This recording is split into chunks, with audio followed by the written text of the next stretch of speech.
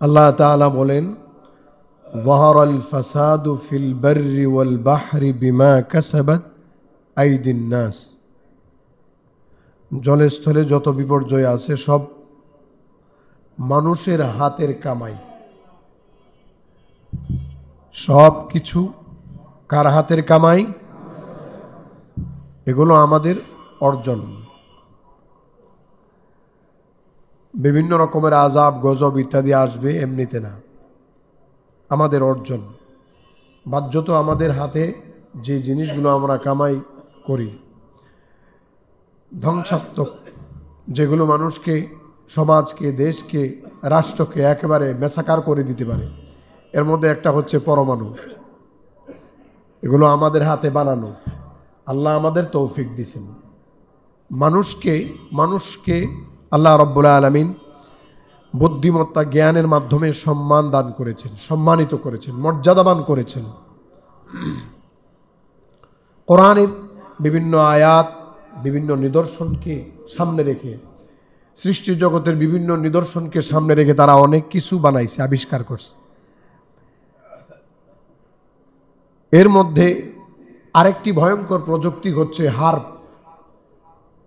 High frequency active auroral research program. এর মাধ্যমে বেতার রশ্মি পাঠিয়ে, বেতার তরঙ্গ পাঠিয়ে সূর্যের যে বেগুনি রশ্মি পৃথিবীতে আসে সেটার রাস্তা উন্মোচন করে দেয়, পৃথিবীতে বিপর্যয় হয়। এই হার্প প্রযুক্তির মাধ্যমে পৃথিবীর অভ্যন্তরীণ যে প্লেট, এই প্লেটে তরঙ্গ পাঠিয়ে ভূকম্প তৈরি করা হয়, সাইক্লোন, ঝড় তৈরি করা হয়। কিছুদিন আগে যেই ক্যালিফোর্নিয়ার ক্যাটরিনা ঝড়, তারপরে তুরস্কের ভূমিকম্প, 2010 সালে জাপানের যে ভূমিকম্প ইত্যাদি, এগুলো হার্প প্রযুক্তির মাধ্যমে তৈরি করা হয়েছে। বিভিন্ন বিশেষজ্ঞদের মতে এই ধরনের কিছু কথা পাওয়া যায় এবং ভালো রকম পাওয়া যায়। এই সব কিছু মানুষের হাতের কামাই। বলেন, কার হাতের কামাই? একটা পরমাণু যদি ভূগর্ভে ব্লাস্ট করা হয়, সেখানে ভূকম্পন তৈরি হতে পারে। অবস্থান অনুপাতে 4, 5, 6, 7 ভূকম্পন তৈরি হতে পারে, তার পাওয়ার অনুপাতে, পাওয়ার অবস্থান অনুসারে। রব্বুল আলামিন মানুষকে ধ্বংসযজ্ঞ এর যেই পরিমাণ ক্ষমতা দান করেছেন, এটা কল্পনার বাইরে। এছাড়াও মানুষের নিজস্ব কিছু কামাই আছে, যেগুলো ছড়ানোর মাধ্যমে, যেগুলো বিস্তার করার মাধ্যমে, যে সমস্ত অন্যায় অপরাধ এগুলো সমাজে প্রতিষ্ঠা করার মাধ্যমে রব্বুল আলামিনের তরফ থেকে এক ধরনের আযাব গজব ইত্যাদি আসে।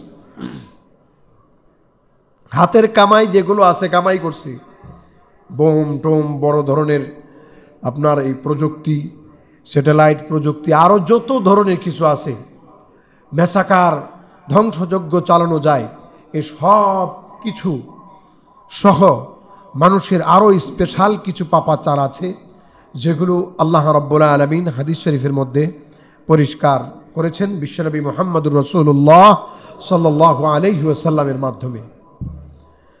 রাসূল সাল্লাল্লাহু আলাইহি ওয়াসাল্লাম এই উম্মতকে বিভিন্নভাবে সতর্ক করেছেন। হযরতে আবু হুরায়রা রাদিয়াল্লাহু তাআলা থেকে বর্ণিত, তিনি বলেন,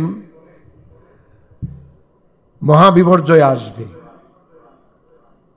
যখনই পাপগুলো মানুষের মাঝে বিস্তার লাভ করবে।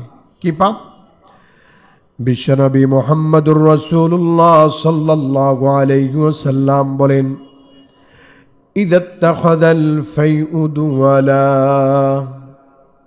যুদ্ধ লব্ধ কিছু সম্পদ আছে, এগুলো ব্যক্তিগত না, এগুলো জাতীয় সম্পদ। বলেন, এগুলো কি সম্পদ? জাতীয় সম্পদ। যুদ্ধ লব্ধ সম্পদ ব্যক্তিগত সম্পদে পরিণত করা যায় না। যখনই এমন হবে, তখন আল্লাহর পক্ষ থেকে গজব আসবে। যখন এমন পরিস্থিতি মুসলমানদের মধ্যে দেখা যাবে, তখনই আল্লাহর গজব আসবে। ওয়াল আমানাতু মাগনামা, আমানতের মাল যখন লুণ্ঠন করা হবে, কিসের মাল? আপনার কাছে একজনে 10 লাখ টাকা আমানত রাখছে, আপনি খায়া ফেলাইছেন। প্রবাদও বাড়িয়ে গেছে অলরেডি যে টাকা পয়সা যার হাতে যায় তার কথাই বলে। তো কেন এমন প্রবাদ? এই প্রবাদের পিছনে আসল রহস্য হচ্ছে, আসল কারণ হচ্ছে মানুষের কাছে আমানত সুরক্ষিত নয়, কুক্ষিগত। যে আমানত মানুষ সুরক্ষা দিত সেই আমানত এখন কুক্ষিগত। একজনের কাছে টাকা পয়সা দিলে এটা তার কাছে কুক্ষিগত হয়ে যায়, আর দিতে চায় না। মনে হয় যেন আপনার সে নিজেই ঋণদাতা। একজন পাওনাদারের কাছে যখন আপনি যাইবেন কিছু আনার জন্য, তখন তার যে ভাব ভঙ্গি দেখবেন যে আজকে না কালকে আইসো, অমুক দিন আইসো, পরের দিন আইসো, এই তার যে টাল বাহানা, এই টাল বাহানাটা কোরআনে বর্ণিত ইহুদিদের টাল বাহানার মতো। বলেন কাদের মতো? ইহুদিরা মনে করে যে তারা যখন কারো কাছ থেকে টাকা নিবে সেটা আর দিতে হয় না। তারা যখন কারো কাছ থেকে ধার নিবে সেটা কি আর দিতে হয় না। তো মুসলমানদের মধ্যে এই স্বভাব আসছে যে টাকা পয়সা নিলে, আমানত রাখলে মনে করে যে সেটা আর দিতে হয় না। এমন যখন মনে করবে তখন আল্লাহর তরফ থেকে গজব আসবে। বিশ্বনবী মুহাম্মদুর রাসূলুল্লাহ সাল্লাল্লাহু আলাইহি ওয়াসাল্লাম বলেন, ওয়াতুল্লিমা লিগাইরিদ্দিন,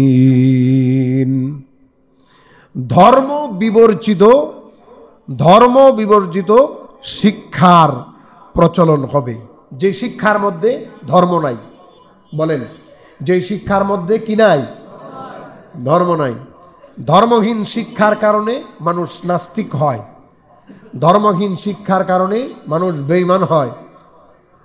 এই ধর্মহীন ফিলোসফি যে শিক্ষা ব্যবস্থা, এটা মুসলমানদেরকে সেই খলিফা মামুনুর রশিদের সময় থেকে ধ্বংসযজ্ঞ চালিয়ে আসছে। এই শিক্ষা যখন ঢুকছে তখন থেকে আস্তে আস্তে আস্তে আস্তে ধ্বংস হওয়া শুরু হয়েছে।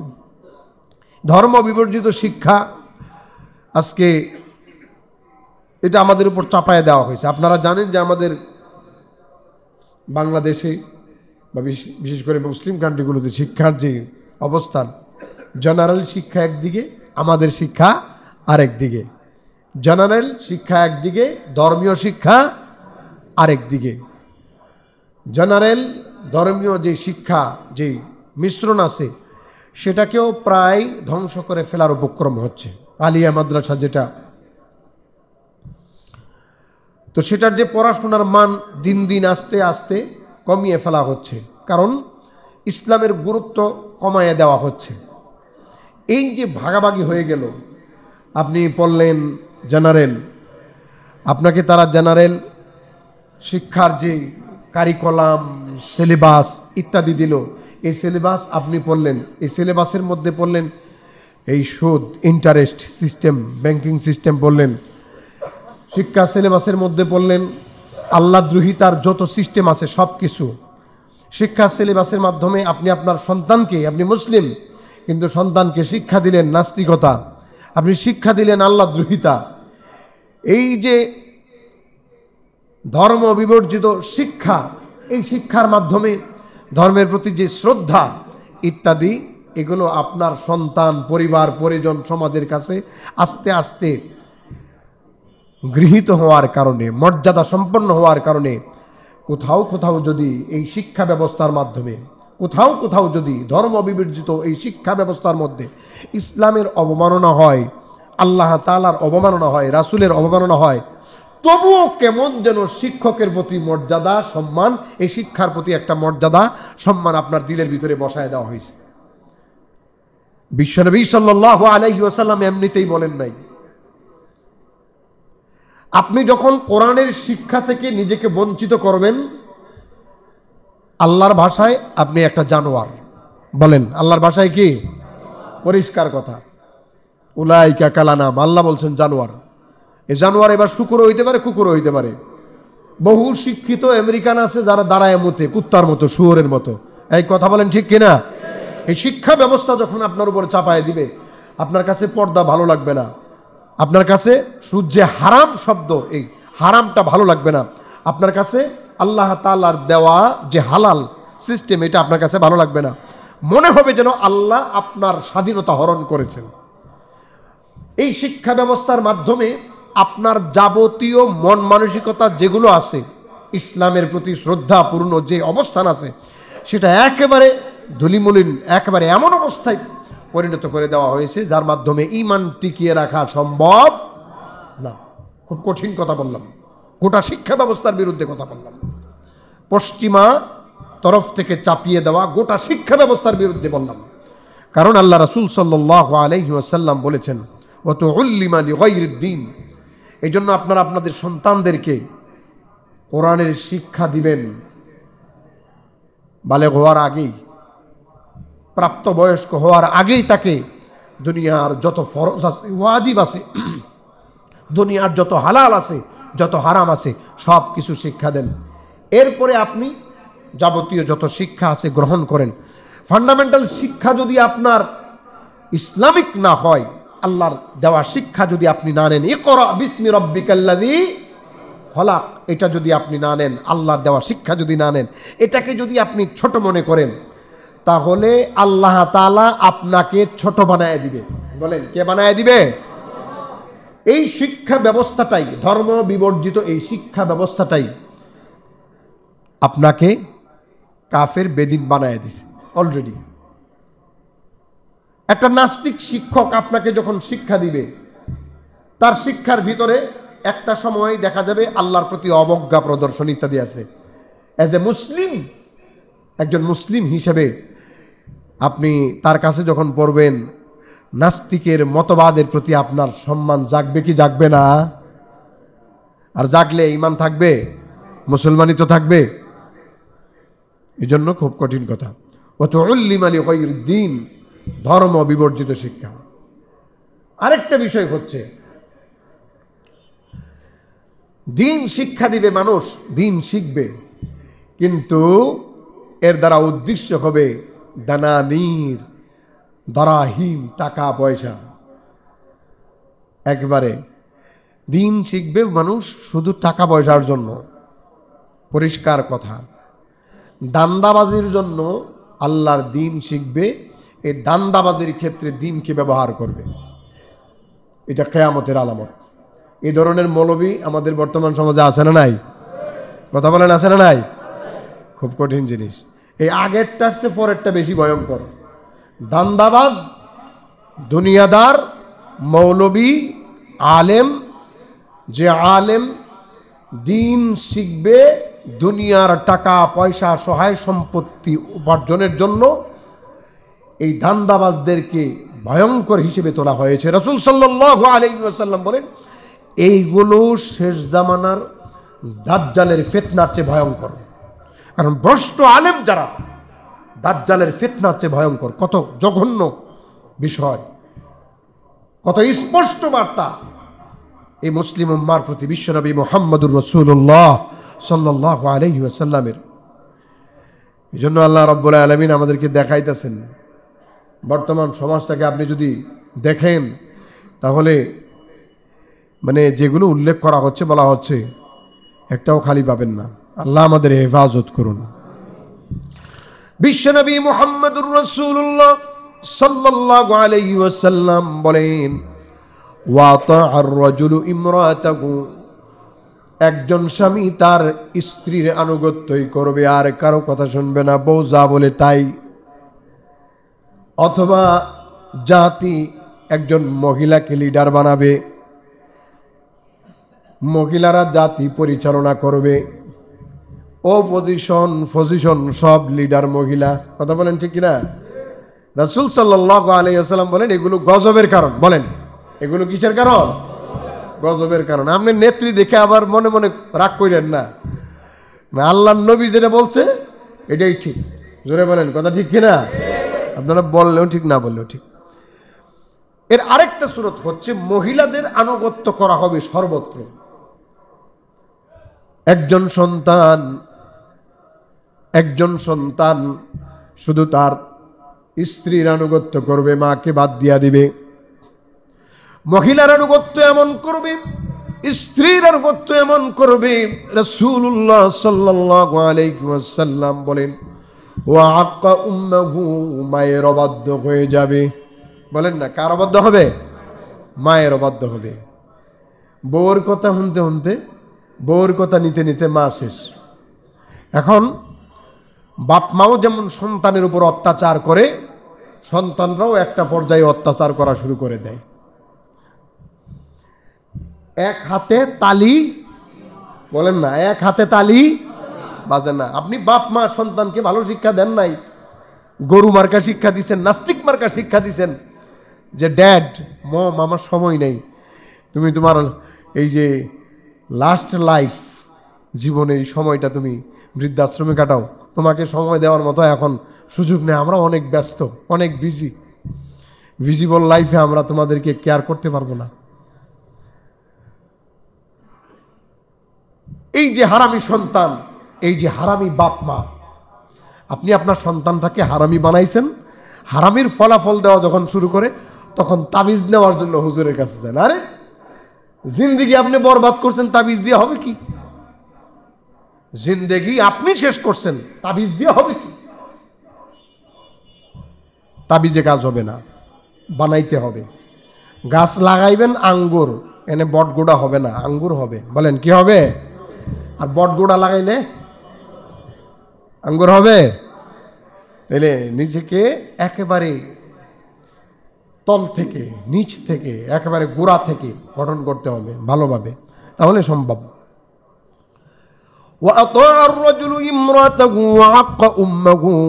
মায়ের অবাধ্য হবে। মায়ের অবাধ্য হওয়ার শুরুত হলো এমন যে সন্তান মায়ের কথা শুনবে না, মাকে মারধর করবে, মা সন্তানকে লালন পালন করবে না। আজকাল দেখা যায় সন্তান হয়েছে ঠিক, সন্তান ফালাইয়া দিয়া চলে যায়। পরকীয়া সম্পর্কের কারণে ছোট ছোট মাসুম বাচ্চাগুলোকে ফালাইয়া চলে যায়। এই বাচ্চাগুলো বড় হয়ে মায়ের অবাধ্য হয়। মা যখন সন্তানদেরকে ভালো শিক্ষা দেয় না, তখন এই সন্তানগুলো বড় হয়ে মায়ের অবাধ্য হয়। মা যখন সন্তানকে জবাই করে ফেলে, মা যখন সন্তানকে নিজ হাতে হত্যা করে ফেলে, পরকীয়ার সম্পর্ক দেখে ফেলার কারণে, তখন এই সন্তান বড় হয়ে কি হবে? অথবা মা যখন হারাম সম্পর্কে লিপ্ত হবে, কেউ দেখে নাই, দেখেছেন কে? বলেন না কে? মা যখন পরকীয়ায় লিপ্ত হবে, স্বামী জানে না, সন্তান জানে না, মা জানে না, বাবা জানে না, কেউ জানে না, ভাই জানে না, বন্ধু বান্ধব আত্মীয় স্বজন কেউ জানে না, কেউ দেখেও নাই। সন্তান নিয়েছে আরেকজনের কাছ থেকে, ধর্মীয় উস্কানিতে পইরা পীর বাবার সন্তান নিছে, ডাক্তারি সায়েন্সের উস্কানিতে পইরা ডাক্তারের সন্তান নিয়ে বলছে এটা আমার স্বামীর সন্তান। এমন সন্তান, এমন জাউরা সন্তান। বলেন এমন জাউরা শব্দটা কি? বলেন কি? জাউরা। জাউরা মানে কি জানেন? হারামজাদা। বলেন না, জাউরা মানে কি? হারামজাদা। যার বাপ নাই, যার বাপের আসল ঠিকানা নাই, অথবা যার বাপ অবৈধ। যার বাপ কি? অবৈধ। এমন সন্তান যদি কেউ ধারণ করে, এটা কিভাবে ধারণ করতে পারে? বর্তমান সমাজের মানুষ, দেশের মানুষ বিভিন্ন দিক থেকে আল্লাহ রব্বুল আলামিনের আয়াতের কটাক্ষ করে, দলীয় কারণে, ব্যক্তিগত কারণে যখন এমন হয়, বেঈমান হয়, বেঈমান হওয়ার সঙ্গে সঙ্গে বৈবাহিক সম্পর্ক নষ্ট হয়ে যায়, তালাক হয়ে যায়, ছেদ হয়ে যায়। যখন হারাম হয়ে যায়, কোনো ব্যক্তি যখন আল্লাহর আয়াতকে অস্বীকার করে, আল্লাহ রব্বুল আলামিনের বিষয়বস্তুকে অস্বীকার করে, রাসূলুল্লাহর আদর্শকে অস্বীকার করে, দলের কারণে, ব্যক্তিগত কারণে, নিজের মতবাদের কারণে একটা সময় দেখা যায় ঈমান খারাপ হয়, স্বামী স্ত্রীর সম্পর্ক শেষ। বলেন না কি? শেষ। যখন শেষ হয়ে যায়, হারাম সম্পর্ক হয়। হারাম সম্পর্কের মাধ্যমে আপনাদের জিজ্ঞেস করতে চাই, হালাল সন্তান হয় না হারামজাদা হয়? হারামজাদা হয়নি? হয়। আরেকটা সিস্টেম হচ্ছে, দিন দিন শুধু তালাক বাড়তেছে, এত তালাক বাড়তেছে।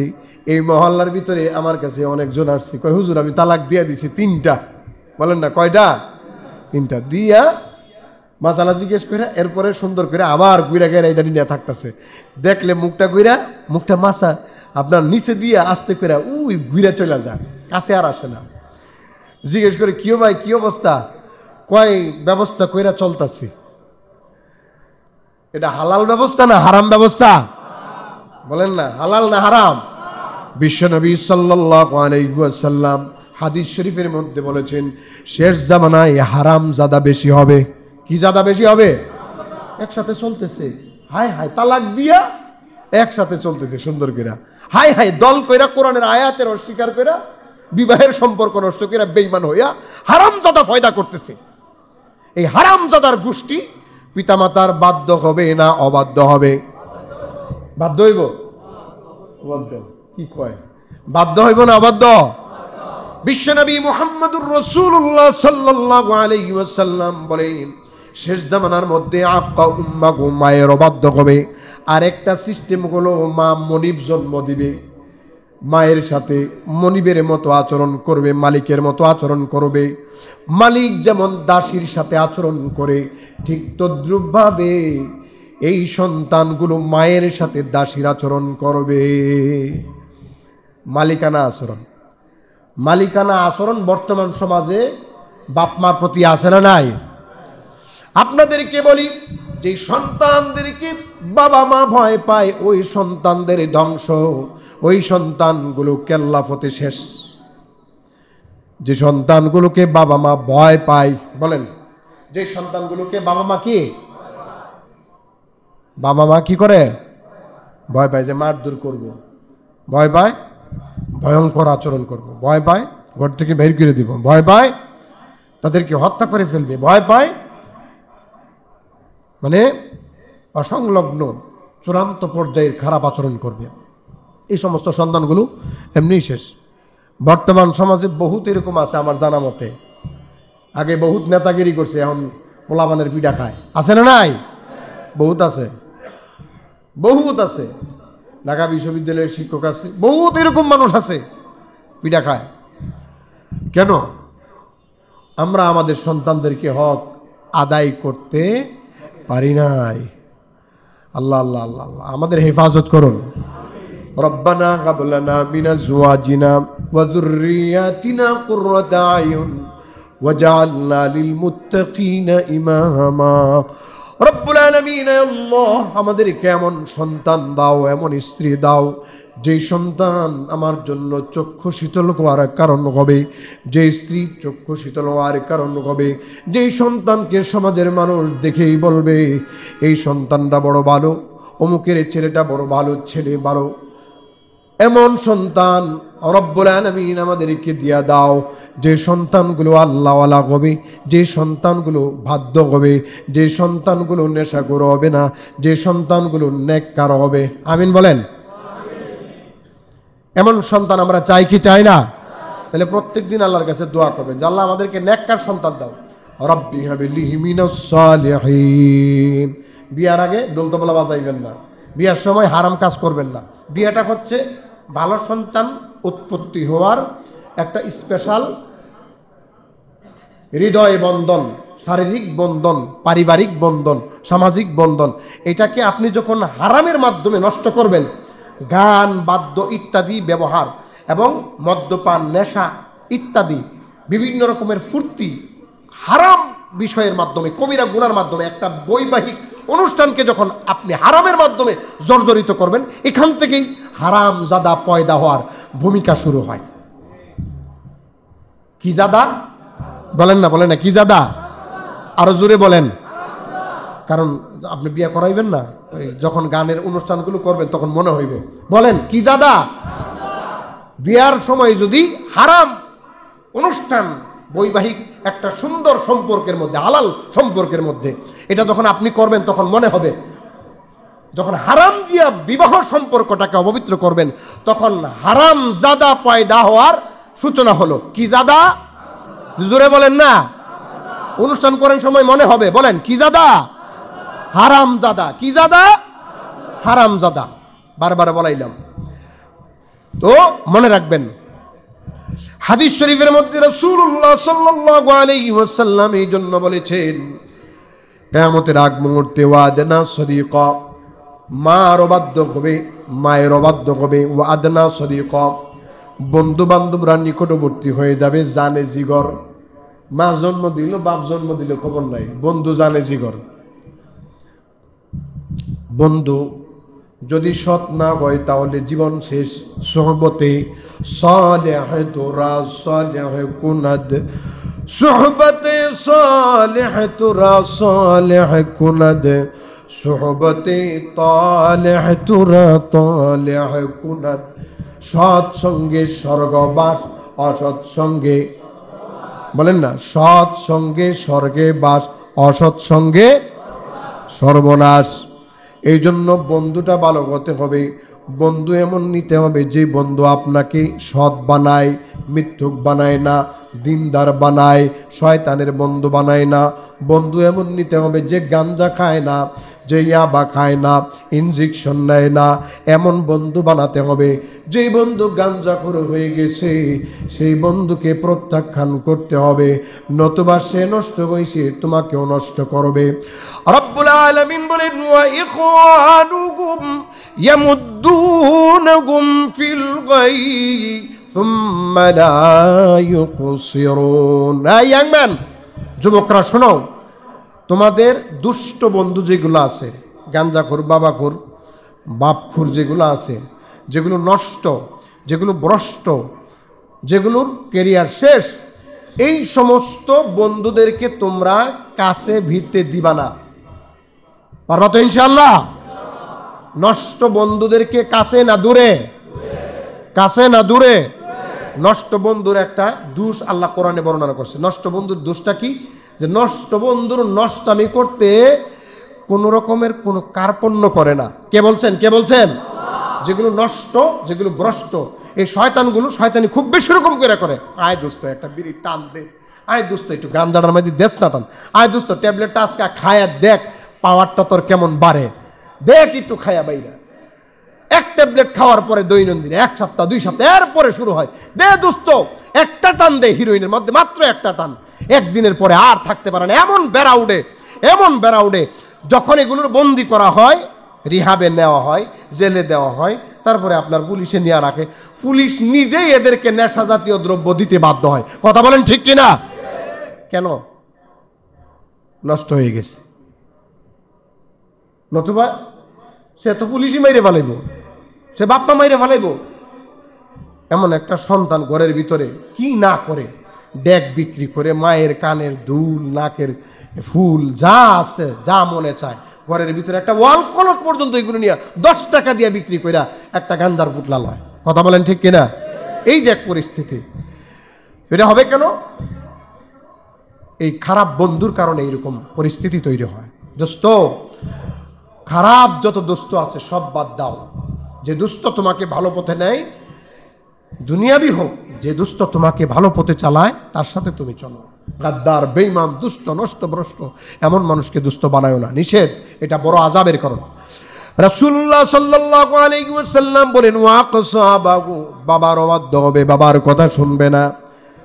বাবা এত কষ্ট করে মেয়েকে লালন পালন করছে, বাইগা বিবাহ করছে, বাইগা বিবাহ করছে। বয়ফ্রেন্ড, গার্লফ্রেন্ড, আমার বয়ফ্রেন্ড অনেক ভালো, বাবার চেয়ে ভালো, মায়ের চেয়ে ভালো। বাহ, সাব্বাস কুত্তার বাচ্চা, বলেন না সাব্বাস কুত্তার বাচ্চা। মানুষের বাচ্চা রয় নাই তো এটা। যেই সন্তান বাবা মার কথা, হালাল কথা, সুন্দর কথা, পরিষ্কার কথা, সামাজিক কথা, চরিত্র গঠনের কথা যেই সন্তান শুনে না, সেটা তো কুত্তার বাচ্চা, সেটা মানুষের বাচ্চা নাই। আর সেটা মানুষের বাচ্চা নাই। সন্তান আপনার হইতে পারে সেই কুত্তার বাচ্চার চেয়েও জঘন্য, বলেন না, কুত্তার বাচ্চার চেয়েও জঘন্য। আল্লাহ রাব্বুল আলামিন কোরআনুল কারীমে বলেছেন উলাইকা কাল আনআম, এগুলো জানোয়ার, বালহুম আদল, এর চেয়ে নিকৃষ্ট, এর চেয়ে নিকৃষ্ট। এই জন্য দোয়া করবেন বেশি বেশি, সন্তান যেন খারাপ না হয়। রাসূলুল্লাহ সাল্লাল্লাহু আলাইহি ওয়াসাল্লাম বলেছেন কিয়ামতের আগ মুহূর্তে যখন বেশি বেশি গজব আসবে, ওয়াযাহারাতিল আসওয়াতু ফিল মাসাজিদ, মসজিদের মধ্যে ঝগড়া হবে, ফাসাদ হবে, হট্টগোল হবে। ওয়াসাদাল কাবিলাতু ফাসিকুহুম, সাদাল কাবিলাতা ফাসিকুহুম, পাপিষ্ট মানুষগুলো সমাজের নেতৃত্ব দিবে। যে যত বড় বাটপার সে হবে তত বড় নেতা, যে যত বড় জোচ্চোর সে হবে তত বড় নেতা, যে সবাইকে চালাইতে পারে বাটপারি করে সিটারি করে সে হবে সবার নেতা। বর্তমান সময়ের বেশিরভাগ নেতাগুলো দেখবেন বাটপার, সিটার, বদমাইশ, চরিত্রহীন। কথা বলেন ঠিক কিনা? রাসূলুল্লাহ যা বলেছেন একবারে পরিষ্কার কথা। ওয়া কানা জাইমুল কওমি আরযালাকুম, সমাজের নেতৃস্থানীয় মানুষগুলো হবে একবারে নিকৃষ্ট শ্রেণীর, যার কোনো ভালো বংশীয় পরিচয় নাই, যার কোনো ভালো ধর্মীয় পরিচয় নাই, যার কোনো ভালো চরিত্রের পরিচয় নাই। বলেছেন মুহাম্মদুর রাসূলুল্লাহ সাল্লাল্লাহু আলাইহি ওয়াসাল্লাম। এমন অবস্থার কারণে ওয়াউকরিমার রাজুলু মাখাফাতা শাররিহি, এই কমবখ্ত, এই বদবখ্ত, এই খারাপ নেতার পরিস্থিতির কারণে, তার ষড়যন্ত্রের কারণে মানুষ তারে ভয় পায়। ভয় পায় কি করে? আসসালামু আলাইকুম ভাই, কেমন আছেন? ভাই কি কেমন আছেন? বুঝছেন, বর্তমান সময়ে কোনো নেতা ভালো করে থাকতেও পারে না, কারণ তার একটা অবস্থান দরকার, তার কিছু লোকবল দরকার। এই লোকবলের ভিতরে যদি কোনোটা খারাপ থাকে, তারে যদি বাদ দেয়, আরেক নেতা তারে লইফা নেয়। কথা বলেন ঠিক কিনা? একটা ছেলে নষ্টভ্রষ্ট, সন্ত্রাস, এই সন্ত্রাসটাকে সবাই মিলে পরিত্যাগ করা উচিত। পরিত্যাগ না কইরা আরেক নেতা তারে চুপে চাপে নিয়ে নেয়, কারণ তার লাঠির দরকার, লাইটাল বাহিনী দরকার। লাঠিয়াল না হলে তো হবে না। বিগত সময়েও এবং নিকটবর্তী সময়েও অনেক লোককে বলেছি, কি করা, আমরা তো পারতেছি না, এটা করলে ওইটা হয়, ওইটা করলে এটা হয়, আমরা বাদ দিলে আরেকজন নিয়ে নেয়। মুসলমান কোন পলিসির ভিতরে পড়ছে, কোন শয়তানের ভিতরে পড়ছে চিন্তা করতে পারবেন না। এই খারাপ নেতৃত্ব স্থানীয় মানুষগুলো মানুষদেরকে নিয়ে কি পরিমাণ পলিসি করে, বলে আয়াযু বিল্লাহি তাআলা। আমরা তো ভাই কোরআনের চোখ দিয়া দেখি, এদের চেহারা থেকে একেবারে কলিজার ভিতর পর্যন্ত দেখি, বুঝছেন? এই জন্য পরিষ্কার বলি, এগুলো যদি না বলি তাহলে আপনারাও বুঝতে পারবেন না, কারণ কোন সময় কোন পলিসিতে আপনারা ফালায় দেয় আন্দাজ করতে পারবেন না। রাসূলুল্লাহ সাল্লাল্লাহু আলাইহি ওয়াসাল্লাম হাদিস শরীফের মধ্যে বলেন, ওয়াযাহারাতিল কাইনাত ওয়াল মাআজিফ, শেষ জমানায় নর্তকী বাড়বে। স্কুলে নর্তকী বাড়াইতেছে না? এটা আলাদা গানের শিক্ষা ব্যবস্থা সুন্দর করে পাশ করে দিতেছে। ধর্মীয় শিক্ষা ব্যবস্থার ক্ষেত্রে কোনো নাই। আগের মতো ধর্মীয় শিক্ষকরা ধর্ম শিক্ষা দিতে পারে না এখন। এগুলো থেকে আমাদের মুসলিম সমাজকে বঞ্চিত করা হচ্ছে। কেন? আমাদের কারণে। আমরা এগুলো পছন্দ করি না। আমরা কোন ইসলাম পছন্দ করি জানেন? ইচ্ছা তালে আকাম করমু, ইচ্ছা তালে সুদ খামু, ইচ্ছা তালে ঘুষ খামু, ইচ্ছা তালে আকাম কুকাম যা আছে সমাজের ভিতরে, যত বদমাইশি আছে, যত বাটপারি আছে, যত সিটারি আছে, যত সিটিংবাজি আছে, সব করমু, আর হুজুরে মোনাজাত দিয়ে আমার জান্নাতে পৌঁছায় দিব। জান্নাত হুজুরের বাপ দাদার, বলেন না, বাপ দাদার, আমার বাপ দাদার। আর যত ভালো কাম আছে হুজুরে করবো, আর আপনারা সব জামান সাদা করবেন। এখন ইসলাম মানার পরিস্থিতি হচ্ছে এটা। ও ভাই দেখেন, হাদিস শরীফে রাসূলুল্লাহ সাল্লাল্লাহু আলাইহি ওয়াসাল্লাম বলেছেন, ওয়াল মাআজিফ, বাদ্যযন্ত্র বাড়বে। চিন্তা করা যায় এক বাউল কাণ্ডে কতদিন যাবত কি এক পরিস্থিতি তৈরি হয়েছে বাংলাদেশে। সে আল্লাহকে গালিগালাজ করেছে, বলেন না, কারে গালিগালাজ করছে? এটা নিয়ে স্পেশাল আলোচনা করব। সে আল্লাহকে গালিগালাজ করছে, এটার পক্ষে রাষ্ট্র দাঁড়ায় গেছে। বাউলদেরকে যারা কি করছে, এই করছে সেই করছে, তাদেরকে গ্রেফতারের নির্দেশ দিয়ে দিয়েছে। বিএনপির মির্জা ফখরুল, আমি তো ফখরুল বলিনি, এটা ফাউল, এই ফাউলে বাউলের পক্ষ নিছে, একটা কথাও বলে নাই। আল্লাহকে গালি দিছে মর্মে একটা শব্দ উচ্চারণ করে নাই। কত বড় ফাউল, কত বড় বাউল! সে আল্লাহকে গালিগালাজ করছে এই মর্মে তাকে একটা ধমক দেয় নাই। এত বড় দলের একটা মহাসচিব, তারা একটা ধমক দেয় নাই, এই প্রসঙ্গে সে কথাও বলে নাই। বাঙালি সংস্কৃতির ঐতিহ্য অবস্থান বাউলকে সামনে তুলে দিছে সাংবাদিক সম্মেলনে।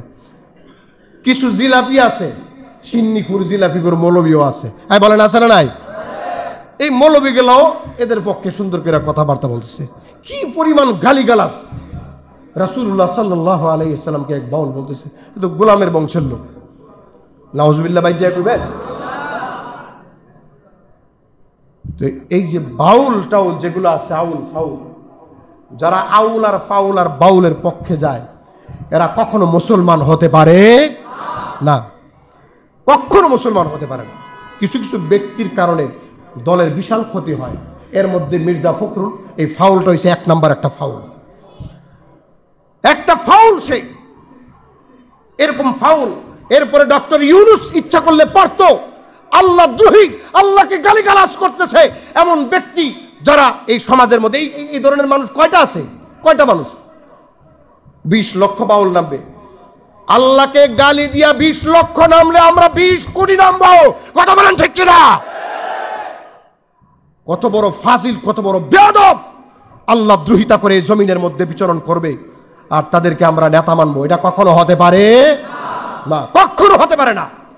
মুসলমান, এই জাতীয় যত শয়তানি আছে, এই জাতীয় যত বিষয় আছে, হারাম, শিরিক, কুফরি, এর কারণে কি হবে দেখেন, আল্লাহ রাসূল সাল্লাল্লাহু আলাইহি ওয়াসাল্লাম বলেন, ফালইয়ারতাকিবু ইনদা যালিকা রিহান হামরা। যখন এমন ধরনের সবকিছু ঘটবে তখন আল্লাহর পক্ষ থেকে আপনার আযাব আসবে। রিহান হামরা, লাল বায়ু, যেটা অগ্নিবায়ু বলেন না, কি বায়ু? অগ্নিবায়ু। আগ্নেয়গিরি উৎপাত হচ্ছে, ভূমিকম্প হচ্ছে। রাসূলুল্লাহ সাল্লাল্লাহু আলাইহি ওয়াসাল্লাম বলেন, ওয়া জালজালাতান, ভূমিকম্প হবে। কি হবে? সবাই বলেন কি হবে? কি হবে? কি হবে? ভূমিকম্প হবে। ওয়া খাসফান ওয়া মাসখা, চেহারার বিকৃতি হবে। আল্লাহ রাসূল বলেন, শেষ জামানায় মানুষ গান শুনতে শুনতে ঘুমাইবে। বলেন, কি শুনতে শুনতে ঘুমাবে?